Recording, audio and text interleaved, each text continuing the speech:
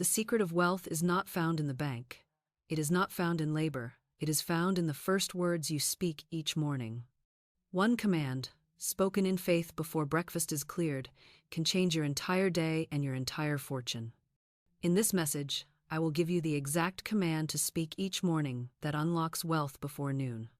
If you have eaten your breakfast in silence, if you have started your days with worry or complaint, today you will learn why nothing has shifted and how to reverse it with one decree. By the close of this lesson, you will hold the breakfast code of wealth, and you will know how to use it without delay. I know how mornings can feel tired eyes, heavy thoughts, the dread of another day chasing bills or work that never seems enough. You sit with your coffee, and your mind fills with lack before the clock strikes 9. And you wonder why the hours only repeat the same story: struggle in, struggle out. But I tell you, your morning is not meant for worry. It is meant for command. Spirit waits on your first words, and those words decide the harvest of the day. When you learn to replace complaint with decree, when you stop whispering defeat and begin declaring abundance, you will see how swiftly the day obeys. Today, I will show you the breakfast command that makes wealth move before noon. Here is what we will uncover together. First, I will show you why most mornings are wasted, how idle speech and silent dread set the tone for lack all day long. Then, I will give you the exact decree to speak at your breakfast table, the command that opens channels of supply before the sun is high. Next, I will share true demonstrations: men and women who turn their fortunes by changing their first words of the day. And finally, I will teach you how to make this rhythm a habit so that every morning plants seeds of abundance and every day brings proof of supply.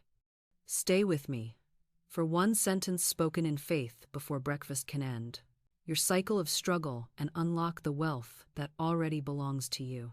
Here's something most people completely miss, and yet it determines whether the breakfast command will ever work for them. The tongue is the morning gate.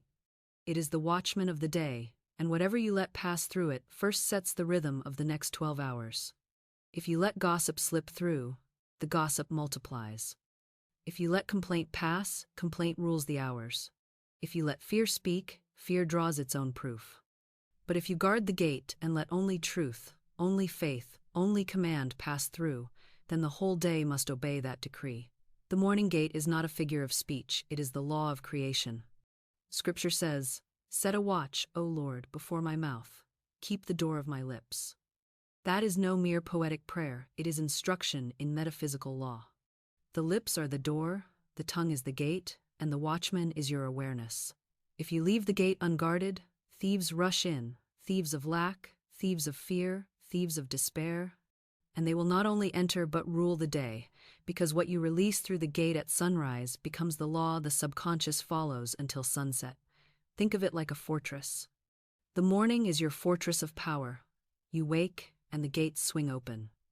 If you post no guard, the enemy walks in unchallenged, and the day is lost before it begins. But if you post a watchman, if you challenge every word, if you refuse to let complaint pass, if you cut off gossip at the tongue, if you deny fear a single sentence, then your fortress holds, your day is safe, and the harvest is yours. The watchman must be awake at the gate. I remember the image given in The Secret Door to Success, the watchman guarding the doorway of thought. He does not let just anything pass. He asks, is this thought true? Does it bless? Does it multiply? Does it align with spirit? If the answer is no, he shuts the gate, so it must be with your tongue at breakfast.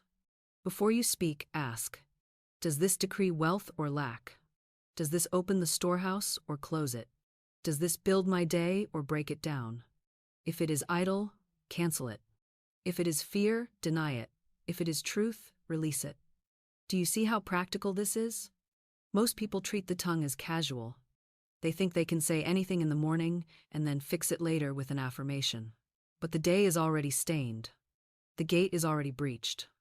The first word has gone out, and the subconscious is already at work building its form.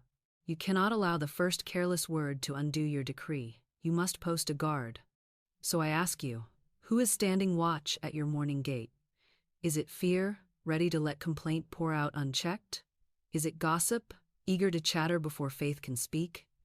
Or is it faith itself, sword in hand, guarding the door, allowing only decrees of abundance to pass? Tomorrow morning, choose your watchman. For the gate will open, the tongue will speak, and the day will obey. Guard the gate, and the day will serve you. Leave it unguarded, and the day will rule you. The choice is always yours. This next part changed everything for me, and it will change everything for you if you grasp it and put it into practice.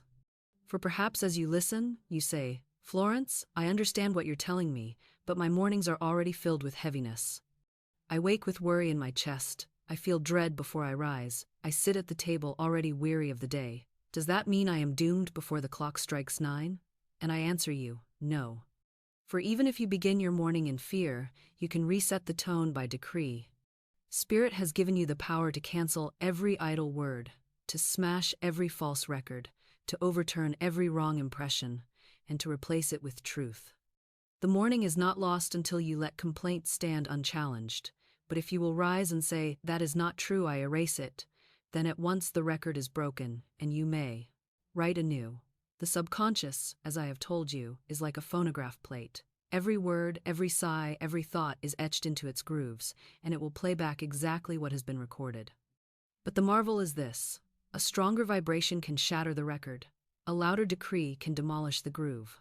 A word spoken in authority can erase the old and create the new. So if you rise and say, I am tired, I am poor, I am afraid, do not despair. Do not let that record play unbroken. Speak again at once. That is a lie. That is not the truth of spirit. I erase it. I replace it with the decree of abundance. God is my unfailing supply. Large sums of money come to me quickly, under grace, in perfect ways. This is my day of good. This is my day of wealth. This is my day of joy. Speak it until the heaviness lifts, until the tone changes, until the new record plays louder than the old. I remember a woman who would wake each morning in dread. She said to me, Florence, I rise with fear, and before I have eaten, I have already spoken defeat. I feel I have lost before the day begins, I told her. Then begin again. Cancel it, reset it, say, that is not true, I erase it, and speak the decree of truth. She obeyed. Each morning, though fear rose first, she canceled it aloud and replaced it with decree, and slowly the fear lost its grip. The subconscious, once filled with grooves of dread, was etched with new records of joy, and soon her days changed, her supply increased, her burdens lifted. Not because she never feared, but because she refused to let fear write the final record. So let me ask you, what record is playing in your mornings? Do you allow the old grooves of lack and worry to run unchecked? Or will you rise, cancel them, and cut a new record with your decree? Spirit waits on your word, not your feelings. You may feel tired, you may feel heavy, but if you speak the decree, the feeling must bow. The subconscious does not obey moods, it obeys words. And when words of truth are spoken, moods shift, heaviness lifts, and the day is reset. Therefore, do not let a single morning pass without resetting the tone. If idle words slip out, cancel them. If fear rises, deny it.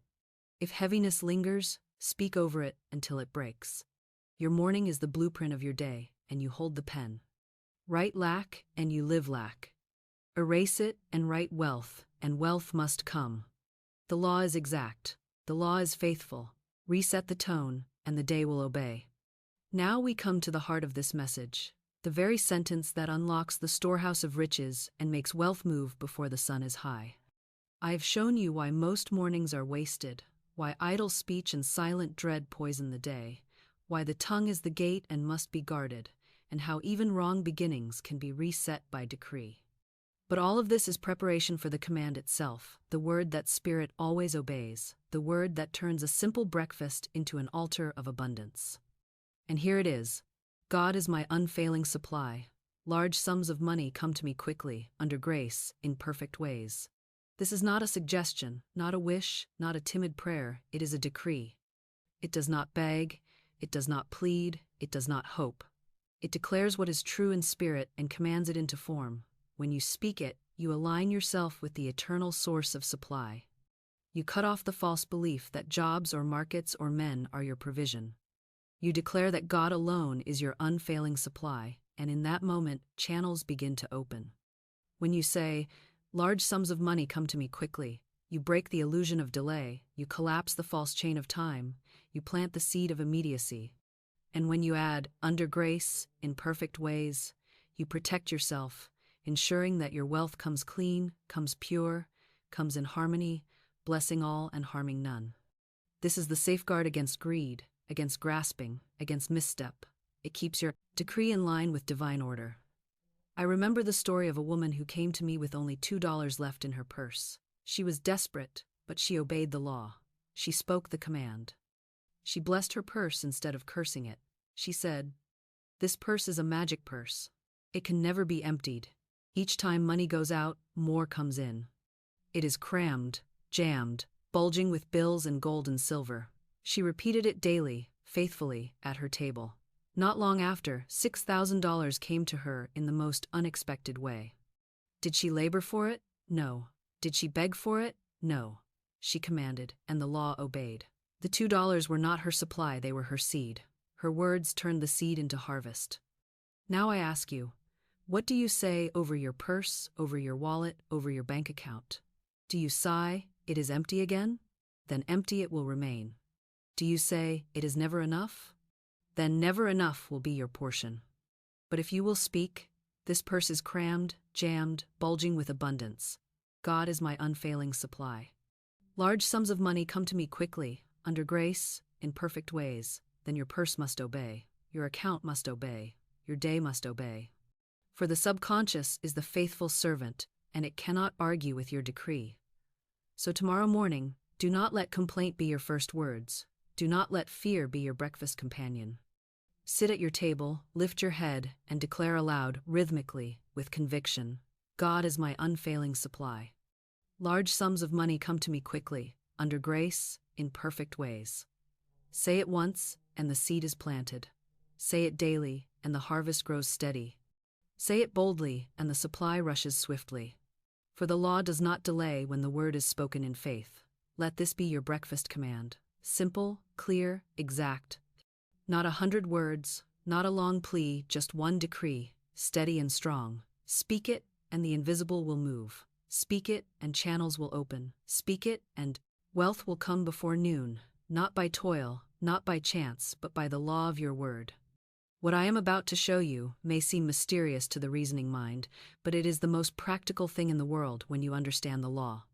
Many ask me, "Florence, why must I speak the command at breakfast? Why does it work so quickly, sometimes even before noon? Surely wealth takes time, surely channels must arrange themselves, surely opportunity must develop."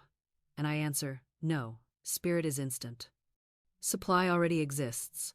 The only delay is in your own consciousness, and when you speak at sunrise, when you plant the seed in the soft soil of the morning, the harvest can break through with startling speed. The law is this: faith accelerates, fear delays. Every fearful thought puts brakes on the wheel, every word of doubt builds a wall, every sigh of complaint slows the current, but faith is the quickening. Faith is the spark that collapses time. Faith pulls the unseen into the seen without obstruction. That is why the decree, spoken firmly at breakfast, can bear fruit before the day is half over. The subconscious, wide open at dawn, takes the command as absolute and begins at once to arrange channels, to open doors, to draw in opportunities. The world may tell you that wealth must crawl through years of labor, but Spirit says, "It is done. Speak, and it is so." I recall a woman who came to me in terror. She was facing a lawsuit for $3,000. She had no means to pay and no time to wait. I told her, "Do not describe the trouble.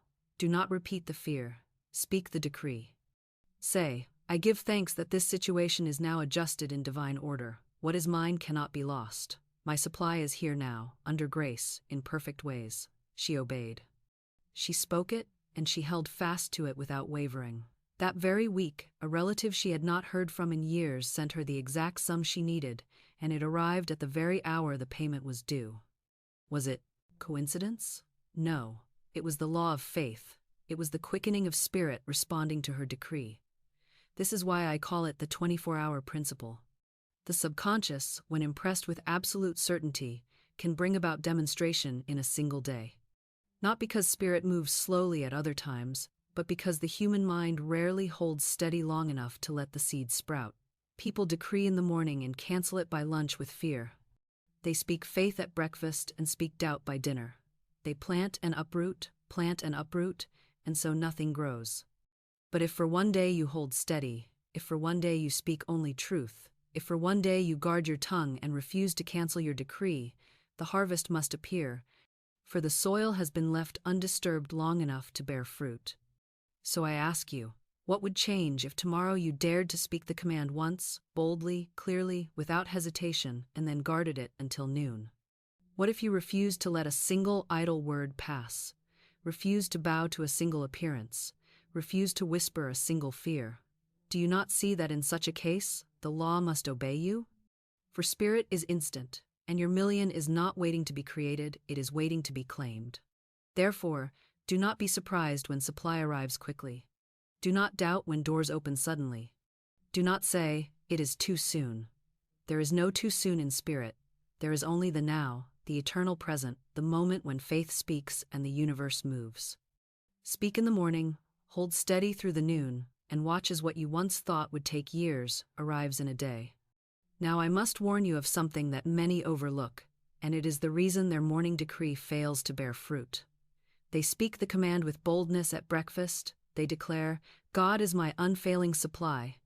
Large sums of money come to me quickly, under grace, in perfect ways, and for a moment their whole being vibrates with truth.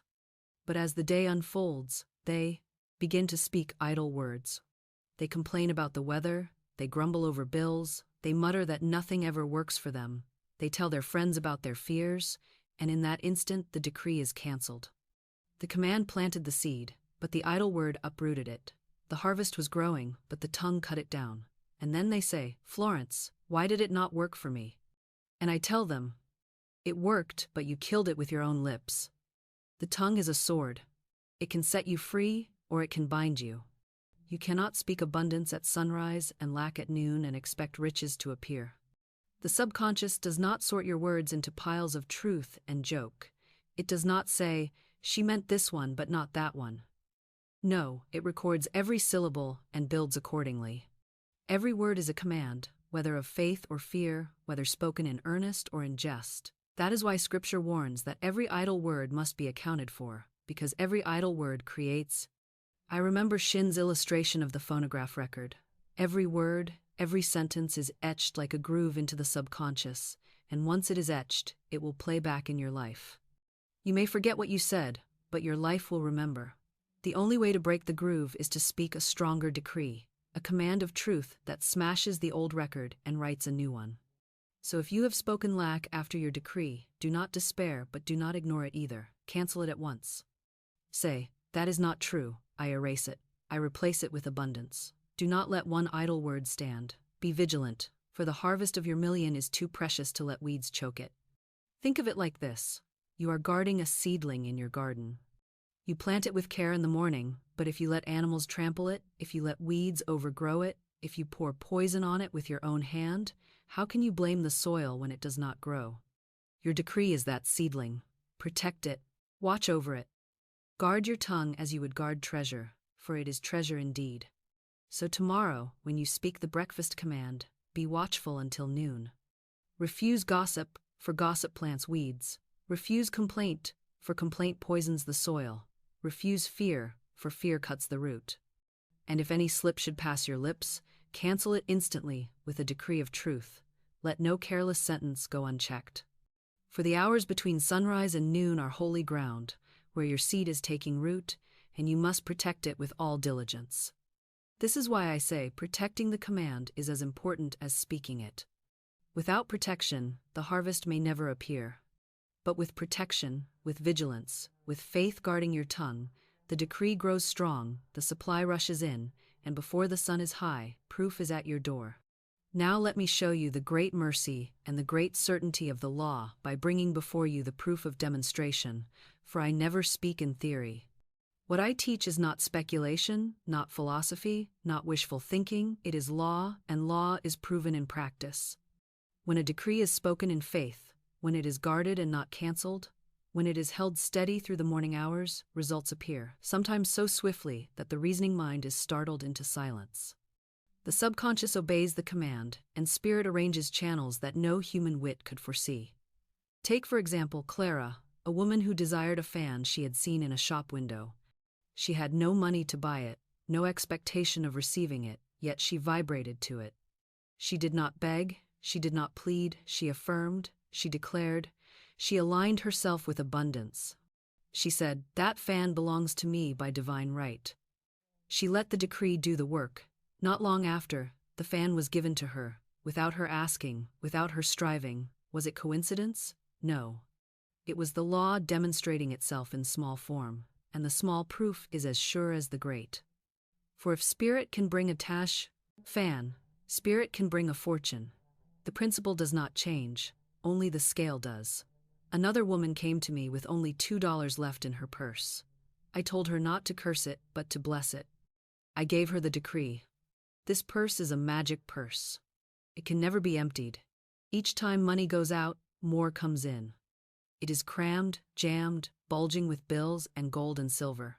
She spoke it daily, at her breakfast table, refusing complaint, refusing fear.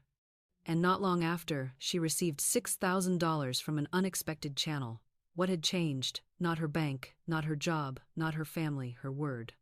Her decree opened the door, and spirit rushed supply through it.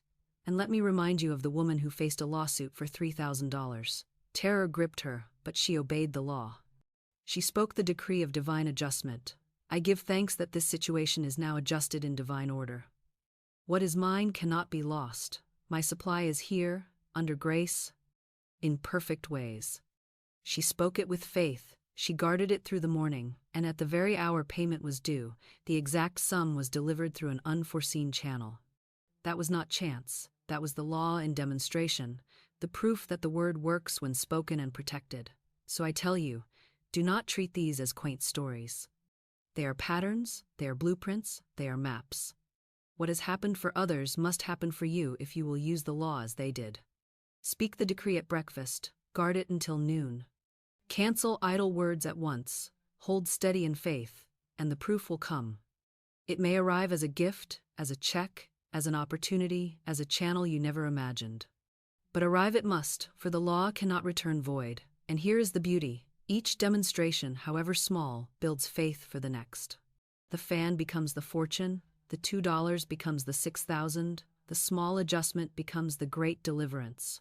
Proof multiplies proof, until doubt is shattered and, not believe, but know that spirit obeys your word. And once you know, you are free. Now I must lift your eyes even higher, for though we speak of wealth, though we speak of money moving before noon, the law of command is not chained to coin or to currency. Spirit is infinite, and the spoken word reaches into every chamber of life.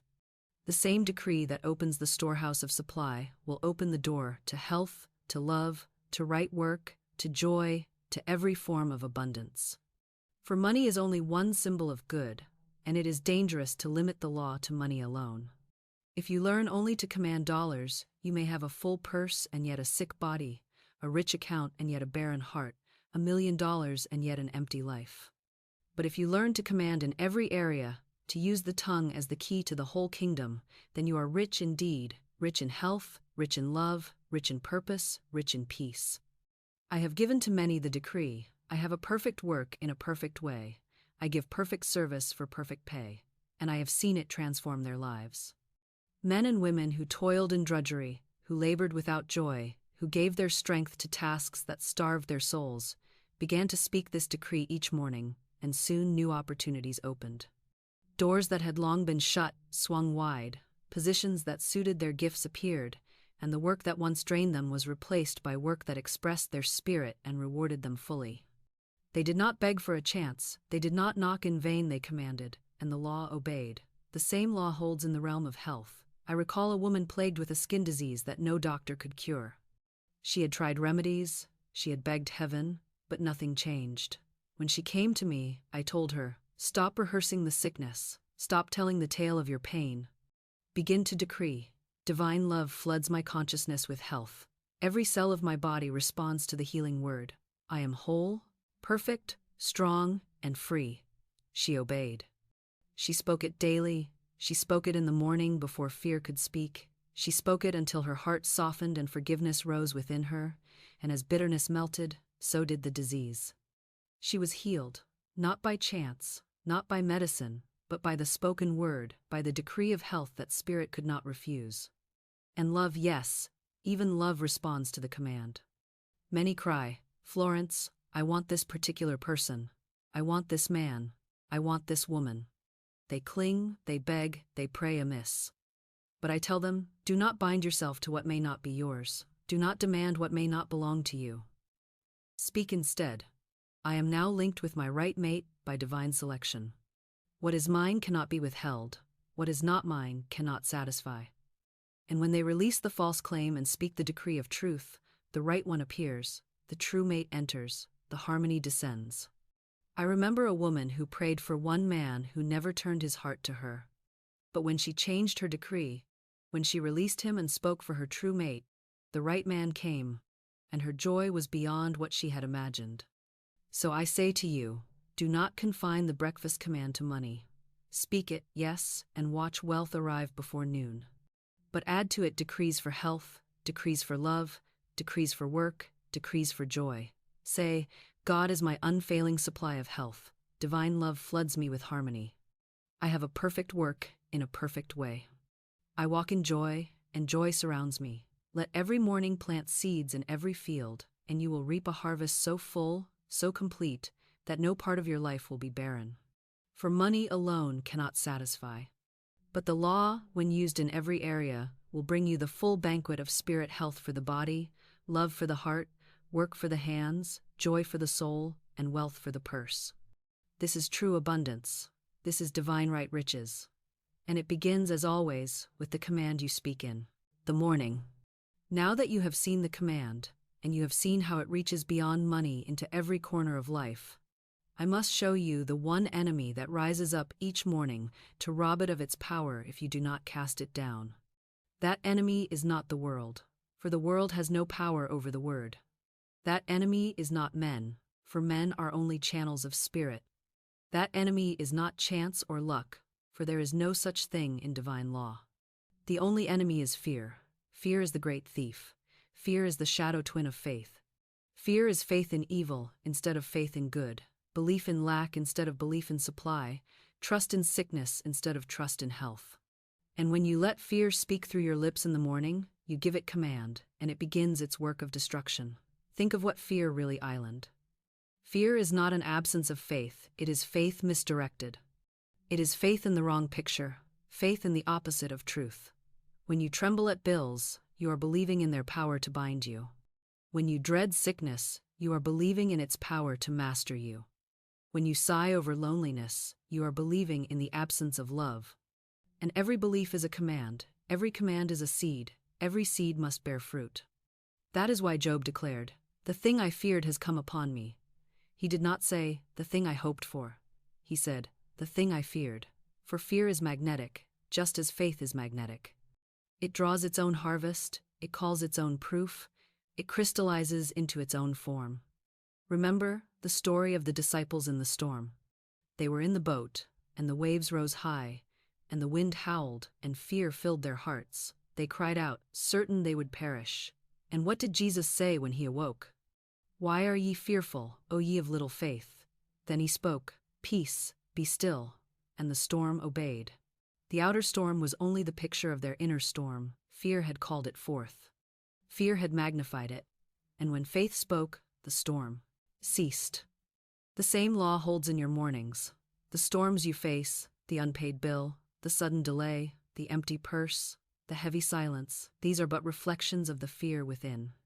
And when you erase the fear, when you speak peace, the outer storm must cease. Do you see then why I say fear is the only enemy? You may speak the breakfast command with boldness, but if fear creeps in before noon, whispering, "It is not working, nothing is coming, it is too late," then fear cancels what faith planted.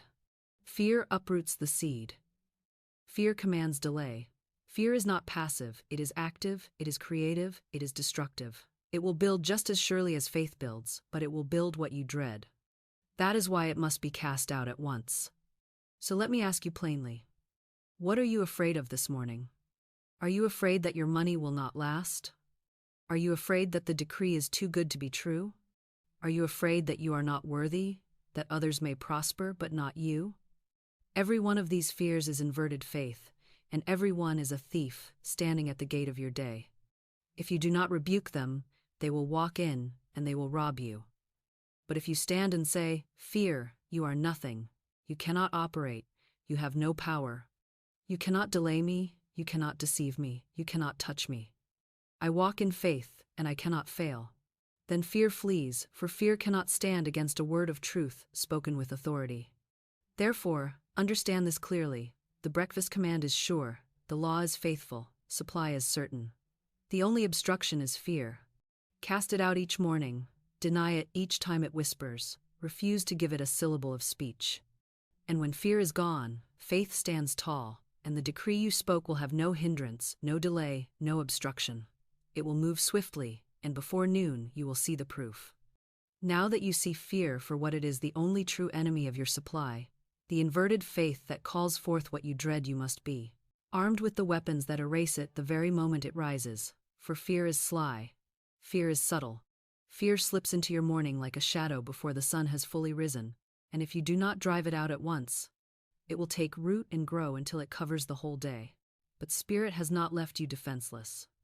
There are tools, sharp and simple, that cut fear down like grass before the scythe, and if you use them faithfully, fear will lose its grip and your decree will stand unchallenged. The first tool is denial. Fear must be denied, spoken against, rebuked to its face. Do not reason with fear, for it is unreasonable. Do not debate with fear, for it does not argue in truth. Do not weep before fear, for it feeds on tears. Stand firm and say aloud, "Fear, you are nothing, you have no power, you cannot operate. You are a shadow, and I command you to be gone." Say it with authority, even if your body trembles, even if your mind whispers otherwise. The spoken denial lifts you out of the vibration of fear and plants you in the vibration of truth. I once told a man who had lived in constant worry, "Whenever fear speaks, answer it aloud, do not let it finish its sentence." He obeyed, and within days the torment that had haunted him for years melted away. He had not out-argued fear, he had denied it, and the denial erased it. The second tool is affirmation. After you deny fear, you must replace it with truth. You cannot leave the house empty, for fear will return. Fill it at once with faith. If fear says, "You will fail," answer, "I walk in faith, I cannot fail." If fear says, "You will lose everything," answer, "God is my unfailing supply. Nothing can be lost to me." If fear says, "You will be alone," answer, "Divine love goes before me, preparing the way, and I am irresistible to my own."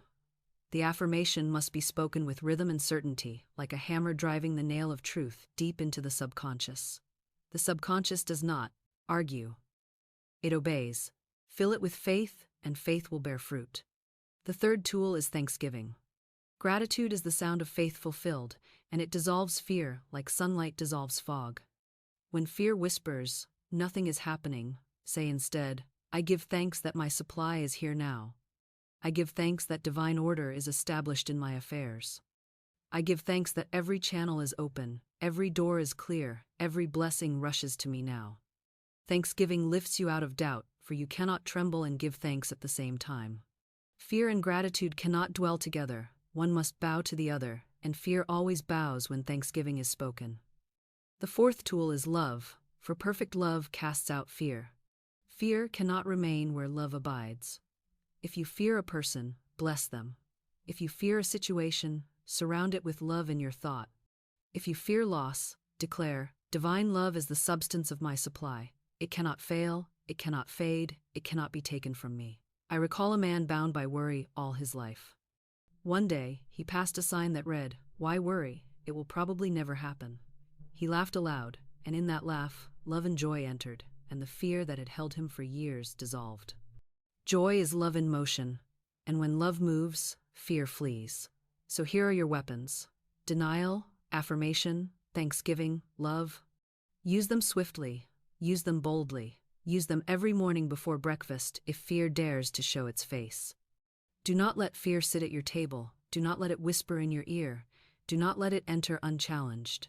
Erase it at once, replace it with truth, flood it with gratitude, dissolve it with love. And when fear is gone, faith will stand steady, and your decree will hold fast, and your supply will come without obstruction. Now I must lead you into one of the deepest truths of the law, a truth that many stumble over because they are still bound by their eyes, still ruled by the shadows of circumstance, still judging by what they see instead of by what island. It is this: you must learn to live above appearances. For appearances are not truth, they are the echo of old words, the shadows of past decrees, the temporary pictures drawn by yesterday's fear or doubt. They have no life of their own, yet most people bow to them as though they were final. They rise in the morning, see the unpaid bills, the empty purse, the letter of demand, the heavy body, and they say, "This is reality, this is the truth." And in saying so, they chain themselves to the very shadow they despise. But Spirit whispers, "Judge not according to appearances, but judge righteous judgment." For righteous judgment looks beyond the surface, beyond the shadow, beyond the echo, and holds fast to the unseen truth. Think of the Israelites standing at the edge of their promised land. They looked into the land and saw giants, men taller and stronger than themselves, and they trembled. They said, "We are as grasshoppers in their sight, and so we are in our own." And because they bowed to appearances, they turned back and wandered in the wilderness for 40 years. Yet the land had been given to them already. Spirit had promised it.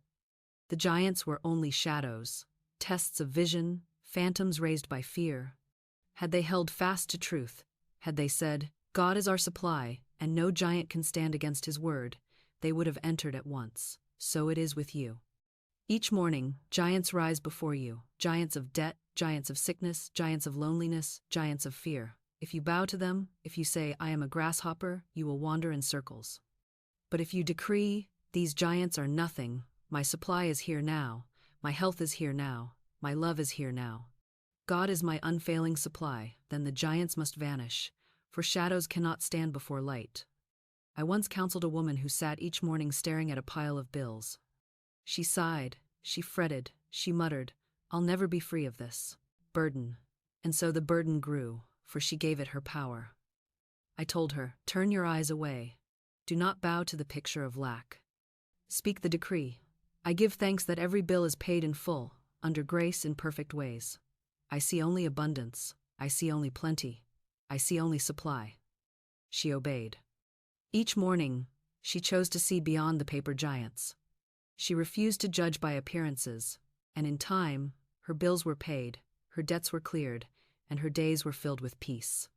The giants had been illusions, and when she stopped feeding them with fear, they crumbled. Do you see then that appearances are the greatest test of faith? They rise to ask you, whose report will you believe? Will you believe the report of the eyes, or will you believe the report of spirit? If you judge by sight, you will live by shadows. If you judge by truth, you will live by supply. Every morning, when appearances try to seize your tongue, when the purse looks empty, when the door looks closed, when the body feels weak, you must answer with decree. You must say, "I refuse to judge by appearances. I stand on truth. I live above shadows. My good is here now, under grace, in perfect ways." Living above appearances does not mean ignoring life. It means refusing to let shadows dictate truth. It means choosing the higher reality, standing in the eternal now, decreeing what Spirit has already finished. When you live this way, your breakfast command cannot be shaken. The outer may roar, but the inner holds steady, and soon the outer bows to the inner. The giants fall, the bills are paid, the health blossoms, the love appears, the supply flows, because truth has been spoken and appearances have lost their power. So tomorrow morning, when the giant of lack tries to meet you at your table, do not bow, do not sigh, do not call yourself a grasshopper. Stand tall and declare, "God is my unfailing supply. Large sums of money come to me quickly, under grace, in perfect ways. My day is abundance, my day is wealth, my day is joy." And the giant will vanish, for it was only shadow, and shadows cannot stand against light. Here is something most people fail to understand. Fearlessness is not a gift that drops from heaven into your lap fully formed. It is not a rare virtue given only to the chosen few. It is a habit. Just as one learns to rise at the same hour, or to walk with steady steps, or to write with a sure hand. So one learns to live without fear by practice, by rhythm, by daily decree until it becomes the natural breath of the soul. Many say to me, "Florence, I cannot help my fear, it overwhelms me." And I tell them, you can help it, for the tongue rules the heart. If you will train your tongue to deny fear and to affirm faith, if you will repeat it daily until it writes itself into the grooves of your subconscious, then fear will fade and faith will stand as your second nature. Consider the words of Christ when the disciples trembled in the boat. "Peace, be still." These words were not spoken in panic, not shouted in terror. They were calm, firm, rhythmic, like the beating of a great heart that knows no defeat. And the storm obeyed, for nature itself recognizes authority. Do you not see that if you will speak with the same rhythm each morning, fear will obey you? You need not match the storm's fury with your own frenzy. You need only speak steadily, daily, habitually, until the word of peace becomes the law of your being. Peace, be still. Say it when your mind races. Say it when your heart trembles. Say it until it echoes within you like a heartbeat, until peace is no longer a command but your native atmosphere. I have taught many to use denials and affirmations as their daily drill, their spiritual exercise, just as a musician plays scales until his fingers move without thought. Say each morning, "Fear, you are nothing, you cannot operate, you cannot touch me, I walk in faith, I cannot fail." Say it aloud, rhythmically, until the words march through you like soldiers on parade. Then follow it with affirmation, "God is my unfailing supply." Large sums of money come to me quickly, under grace, in perfect ways. My path is clear, my day is secure, my good is certain. Repeat it until it flows from you without effort, until faith becomes reflex and fear has no foothold. At first, you may need to remind yourself, to stop and correct idle words, to cancel and replace, but soon the rhythm will take over, and faith will be your default setting, your natural pulse. I recall a man who came to me, racked with anxiety. His mornings were a battlefield. He said, "Florence, I rise in dread, and fear has me by the throat before I touch my breakfast." I told him, "Then rise with your denial ready, meet fear at the door. Say aloud, 'You are nothing, you cannot enter.' And then fill the house with faith, fill the air with decree." He obeyed. Each morning he met fear with denial, followed it with affirmation, and ended it with thanksgiving. At first he stumbled, sometimes forgetting, sometimes letting fear slip through. But as days passed, the rhythm grew. Within weeks, fear no longer greeted him at dawn. Peace rose with him instead, and his days grew calm and prosperous. He had not received a new nature from outside, he had trained his own, built the habit of fearlessness by daily decree. So I tell you, do not wait for fearlessness to come as a sudden gift, build it as a habit. Deny fear when it rises. Affirm truth until it saturates you. Give thanks as though your good were already in hand. Speak love until it floods you. Do this each morning, not once, not twice, but daily, steadily, until it is written into your subconscious like grooves in stone. Then fear will no longer trouble you, for it will have no place in your nature.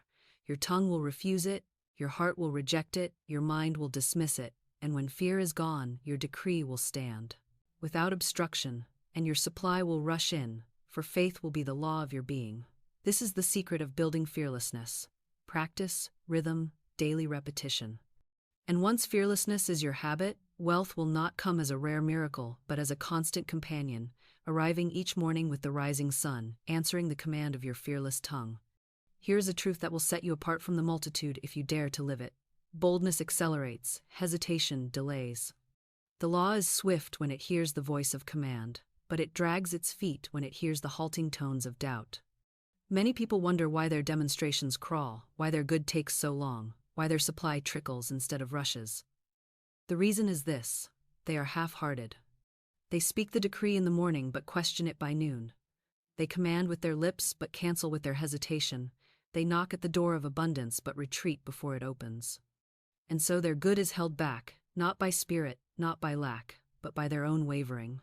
For the double-minded man is unstable in all his ways, and instability delays what boldness would have drawn at once. I have seen fearlessness act like fire under the seed of faith. A woman once came to me with only $8 left, her purse almost empty, her hope almost gone. She could have trembled, she could have clutched those dollars to her breast in panic, but instead she dared to follow a hunch. She spoke her decree with boldness. God is my unfailing supply. Large sums of money come to me quickly, under grace, in perfect ways. Then she acted as if it were true, fearlessly, without hesitation. That step of faith opened the channel, and in short order, she received far more than she needed. Her $8 were multiplied into thousands because she dared to move without fear, because she dared to speak and act as though her supply were already present. Her boldness quickened the harvest. Contrast this with the deep one who speaks the same words but clutches in fear, saying, "What if nothing happens? What if I lose what I have? What if I look foolish?" That hesitation is itself a command. The subconscious hears it as clearly as it hears faith, and it obeys, slowing the process, drawing in delays, creating obstacles. The command of faith plants the seed, but the hesitation withers it. And then such a person says, "The law does not work for me," not knowing it was their own timidity that robbed them. Do you see then why I say fearlessness multiplies speed? For when you are fearless, your whole being vibrates as one. There is no conflict, no cross-current, no double-mindedness. Your word is yes, your feeling is yes, your action is yes, and spirit responds at once, rushing in to fill the channel you have opened. The supply does not hesitate when you do not hesitate. The good does not delay when you do not delay. So tomorrow, when you speak the breakfast command, do not whisper it timidly, do not murmur it as though testing a theory. Declare it as law. Say it as though all heaven were listening because it island. Say it as though the universe itself must obey because it must. Say it as though the supply were already at your door because it island. Boldness quickens, hesitation delays. Fearlessness multiplies speed, timidity multiplies waiting. Choose this day which you will serve. Therefore, let your decree be fearless, let your word be bold. Let your action match your command.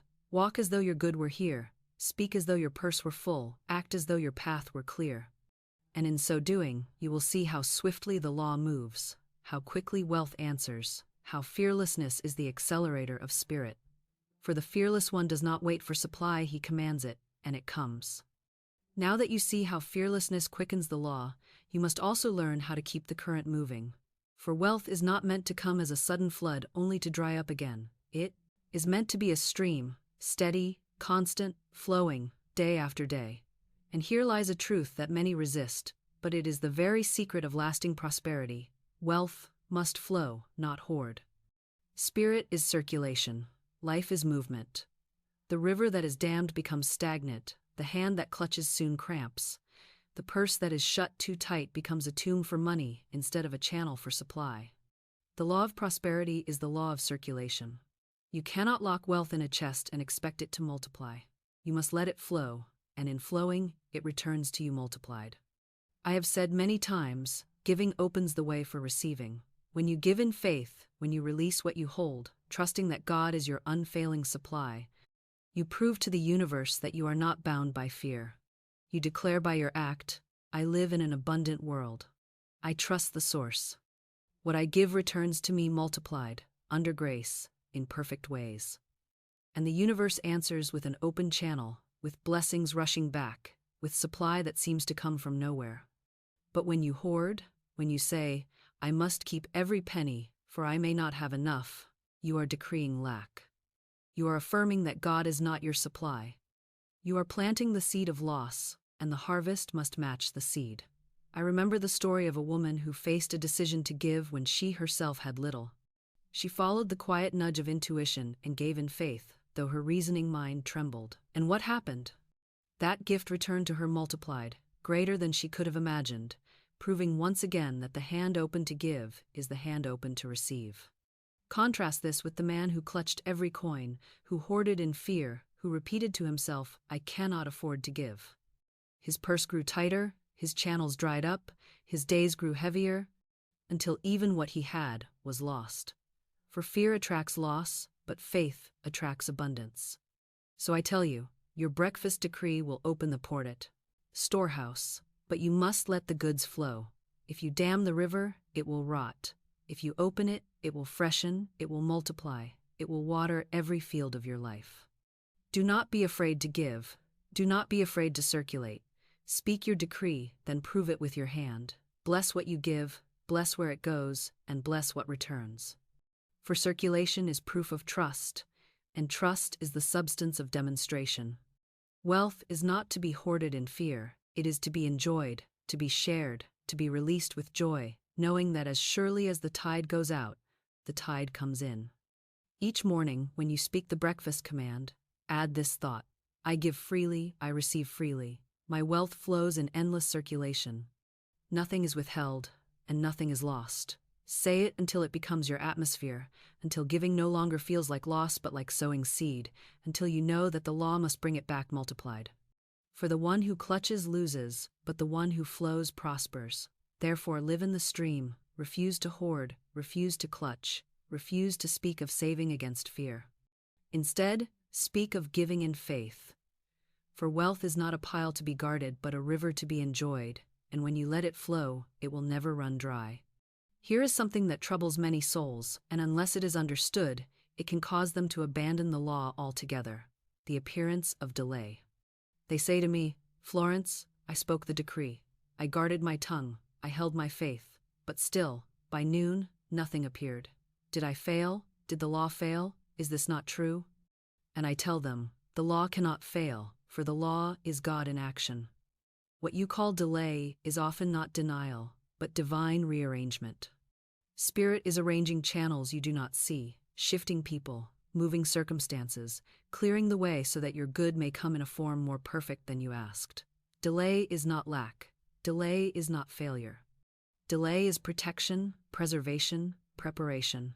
When you understand this, you no longer tremble at the hours that pass. You rest, you trust, you give thanks, knowing that every moment is bringing the supply nearer in the perfect way.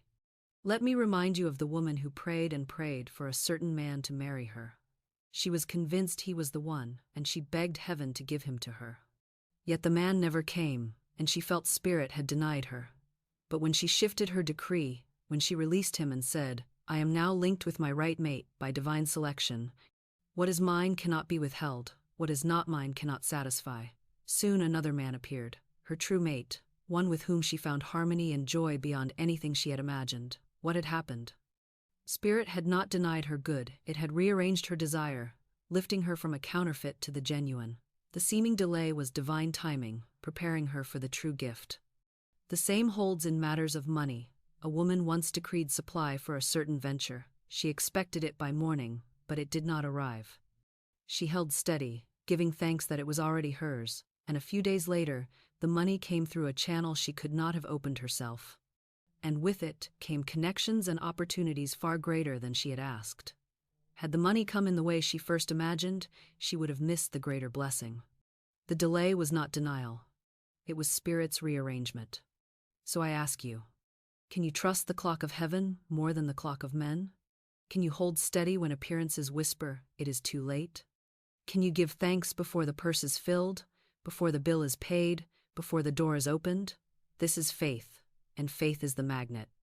When you trust divine timing, you prove your decree unshaken, and the good comes, not only as you asked, but larger, richer, more perfect. Think of the farmer. He plants the seed, and he does not cry at the soil because it does not sprout the next hour. He trusts the unseen process.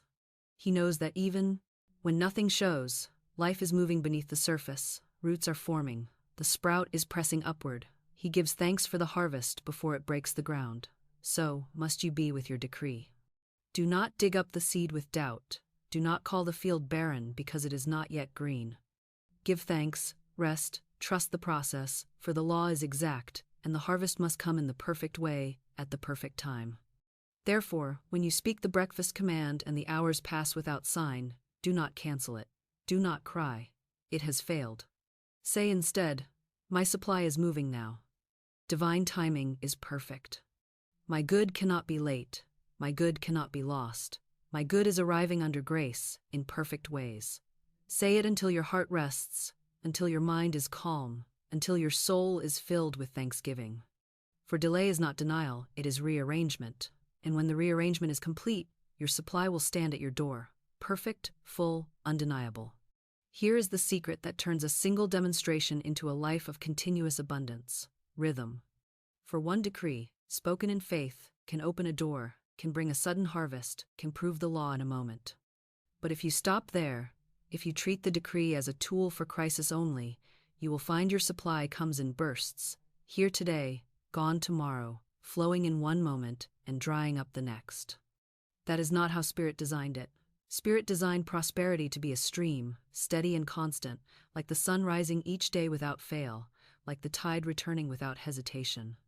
And the way to step into this steady stream is to make your decree a rhythm, a daily beat, a song that fills morning, noon, and night until it becomes the very atmosphere you breathe. The morning decree is the seed. Speak it before breakfast, when your subconscious is soft and open, when the soil of the day is bare and ready. Say it aloud. God is my unfailing supply. Large sums of money come to me quickly, under grace, in perfect ways. Say it with rhythm, not rushed, not mumbled, but steady, like a drum beat that sets the pace for the day. Let each word fall into the subconscious like a seed into fertile ground. This is the planting. At noon, keep the watch. Do not let idle words uproot what you planted. Guard your tongue, as though it were the gate to a treasure house for it island. If fear rises, cancel it at once. If doubt whispers, deny it. If complaint tries to pass, replace it with thanksgiving. At midday, refresh the seed with a short decree. My supply is here now, under grace, in perfect ways. This is the watering. At night, close the day with thanksgiving. Sit quietly and say, I give thanks for the abundance of this day. I give thanks that my supply is certain, my path is clear, my good is secure. I rest in perfect faith. Fall asleep with these words, for the subconscious works all night, playing back whatever record you last placed upon it. If you fall asleep in complaint, you will rise in complaint. But if you fall asleep in thanksgiving, you will rise in faith. This is the harvest. I remember the story of the woman who blessed her purse as a magic purse. She did not say it once and forget it, she said it daily. She made it her rhythm. She wrote it into her subconscious until it became atmosphere. And soon her purse, once almost empty, overflowed with thousands. Why? Because rhythm multiplies power. Repetition carves grooves in the subconscious, and once the grooves are deep, the law plays them without effort. The tongue may rest, but the subconscious continues, carrying the rhythm until it becomes the soundtrack of your life. So let me ask you, what rhythm plays in your life right now? Is it the rhythm of worry, repeating never enough, day after day until lack becomes atmosphere? Or will you change the record, set a new rhythm, let faith beat in your chest each morning, let thanksgiving hum on your lips each night until abundance becomes your natural song? For you cannot escape rhythm, your life already has one. The only question is, what rhythm are you repeating? Therefore, do not treat the breakfast command as a one-time charm. Make it your daily music. Plant it in the morning, water it at noon, reap it in the evening. Do this not once, not twice, but daily, until it becomes who you are. For prosperity is not a burst, it is a rhythm. And when your decree becomes rhythm, your life becomes abundance without end. Here is the summit of all I have been teaching you. Wealth is not an event, not a miracle that happens once in a while to remind you of divine favor, not a sudden windfall that rushes in and then leaves you barren again. No, true wealth is a way of being. It is an atmosphere, an identity, a state of consciousness so steady that it cannot be shaken by appearances, so natural that you live in it as you live in air. To speak the breakfast command once is to plant a seed, but to live it daily, to let it shape your thoughts, your words, your choices, your very tone of being, that is to become prosperity itself. And when you become prosperity, you no longer chase wealth, you no longer beg for demonstrations, you no longer wonder if the law will work. You are the law in expression, and wealth obeys you as surely as your shadow follows your step. Most people live in cycles. They decree in crisis, receive a blessing, breathe a sigh of relief, and then slip back into the old pattern of fear and complaint. Their wealth rises and falls like a tide, not because spirit is changeable, but because their consciousness is unstable. They have not yet made wealth their way of being. They still think of prosperity as something out there to be reached for, instead of something in here to be lived. But spirit is not out there. The source is within you, And when you align with it steadily, you draw from it steadily, and abundance becomes the natural rhythm of your life. Think of health. A man may take a tonic in sickness and recover for a time, but if he returns to the habits that poisoned him, sickness will return. True health comes when health is lived daily, when clean air, clean food, clean thought, and clean word become habit. So it is with wealth. You may decree in a moment and see a blessing, but if you return to hoarding, to complaining, to fearing, to speaking lack, the stream will shrink. True wealth comes when abundance is lived daily, when giving, thanksgiving, bold decree, and fearless trust become habit. Then prosperity is no longer a visitor, it is a resident. I have often given the decree, I have a perfect work in a perfect way. I give perfect service for perfect pay. Many have spoken it and found a job, a payment, a temporary blessing. But those who made it daily, who spoke it until it became their breath, found more than a job. They found their life's work, their perfect expression, their right place in the world. The decree shaped their being until they were no longer workers chasing pay but channels of divine service, and in that state, pay flowed as naturally as breath. This is wealth as a way of being. So I ask you, are you still chasing demonstrations, or are you living prosperity? Are you still waiting for supply to prove itself, or have you accepted that you are supply in expression? When you rise in the morning and speak the command, do you still feel like a beggar at the door, or do you feel like a king commanding his own? The difference is everything. For the beggar may receive a coin, but the king lives in a palace. The beggar may see a day of plenty, but the king lives in abundance unbroken. The beggar knocks timidly, the king decrees boldly. And when you understand that wealth is your way of being, you stop knocking and start ruling. Therefore, let the breakfast command not only be words on your lips but the identity of your soul. Say it, yes, but also live it. Walk as though it were already true, act as though the purse were already full, speak as though every channel were already open, and soon it will not be pretense, it will be reality. For the law is exact, and when you live in abundance, abundance must appear. So tomorrow, do not simply recite the decree, become it. Do not simply speak wealth, be wealth. Do not simply command prosperity, live prosperity. And then you will see that wealth is not something you occasionally receive. It is who you are. It is the rhythm of your being. It is the natural state of one who knows the law and lives in it daily. Here is the final lesson of this section, and it is one that separates those who dabble in truth from those who live in it. The difference between sudden bursts and a continuous stream.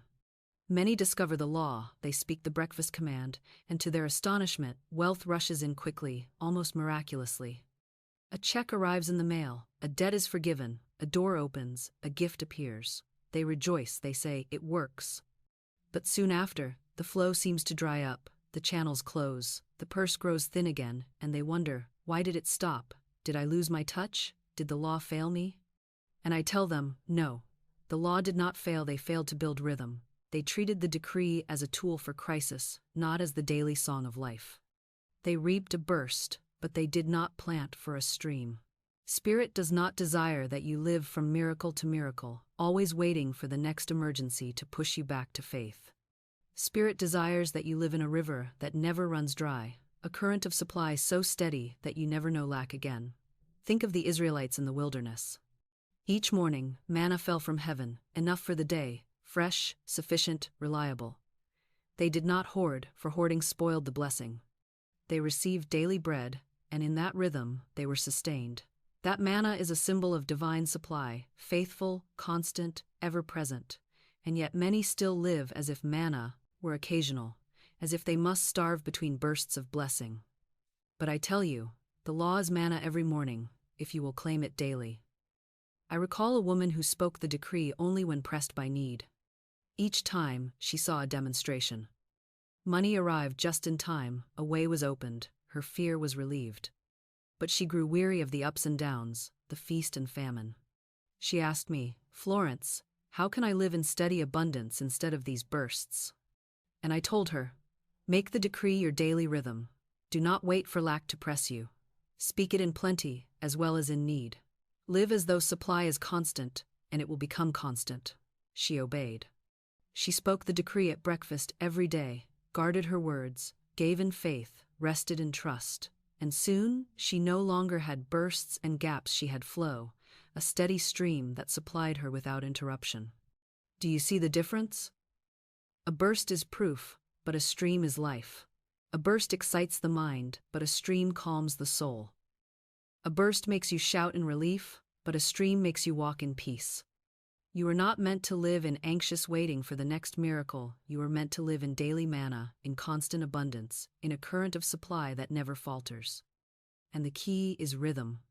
The breakfast command must not be your emergency measure, it must be your way of being. Speak it every morning, protect it every day, close it with thanksgiving every night, and the bursts will merge into a river. So I ask you, will you be satisfied with occasional proofs, or will you step into the continuous stream? Will you live on sudden bursts that thrill for a moment and then fade, or will you live in a river that feeds you always? The choice is yours. Spirit is no respecter of persons. The manna is there each morning. The decree is the key. The stream waits to be claimed.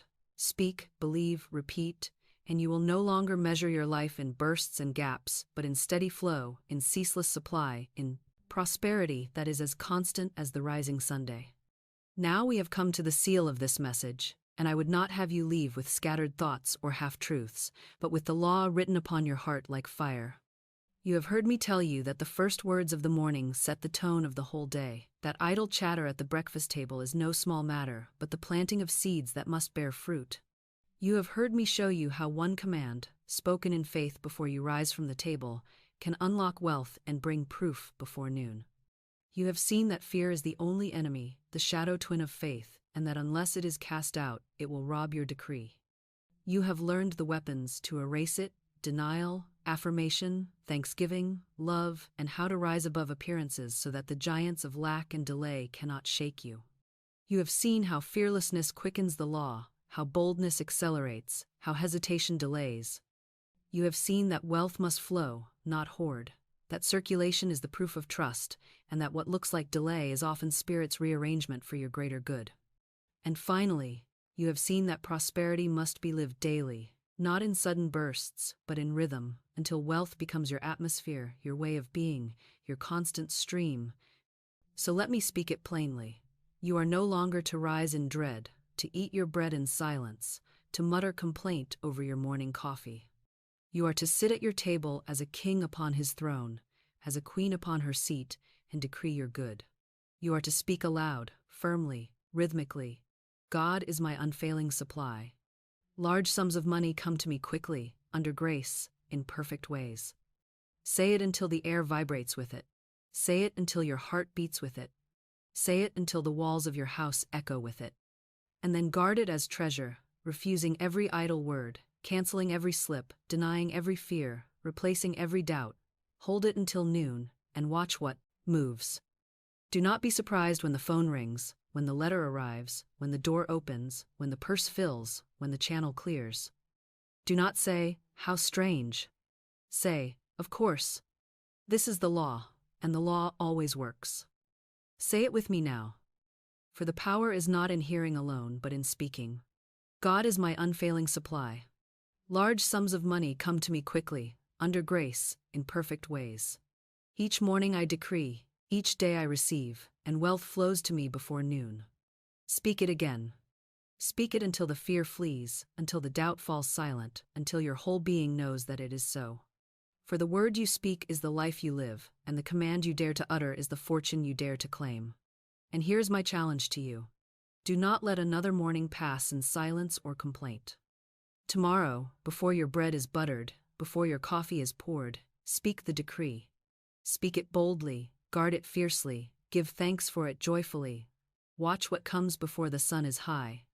And when it comes, remember, it was not chance, it was not luck, it was not the world's favor, it was the law, exact and unfailing, answering your word. But I know what some of you are asking even now. Florence, what if I speak the decree and by nightfall nothing has appeared? What then? Did I fail? Did the law falter? And I tell you, there is a hidden law that explains why some decrees manifest instantly and others seem delayed.